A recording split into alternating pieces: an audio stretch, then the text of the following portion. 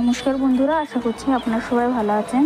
শ্যামলী পাত্র কিচেনে আপনাদেরকে স্বাগতম। আজকে বানাবো উত্তমা। তো এখন চাটনিটা বানাবো, তার জন্য দেখুন প্রথমে কালো চারি দিয়ে জিরে দিয়ে এবার পেঁয়াজ মাখন দিয়েছি। মাখনটা ভালো করে পেঁয়াজ লঙ্কা আদা রসুন দিয়ে ভালো করে নাড়াচাড়া করে নেবো। এরপরে দেবো টমেটো। দেখুন এই যে টমেটো দিলাম, দিয়ে নাড়াচাড়া করে এটাকে সেদ্ধ করব। দেখুন সেদ্ধ করে মিক্সিতে পেস্ট করব, তার আগে একটু নুন দিলাম। এবার উত্তমার যে ব্যাটারটা করব, 2 কাপ সুজি নেব, এই যে 1 কাপ,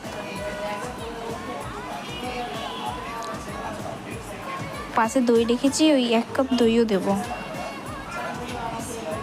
এবার চাটনির জন্য এই কারি পাতার ফোড়নটা দিয়েছি, ওই চাটনির মধ্যে ঢেলে দিয়েছি। দেখুন এইখানে আমি বানাবো। দেখুন আমার ডিশটা কেমন লাগলে কারা কারা খাবে চলে আসুন। এইটা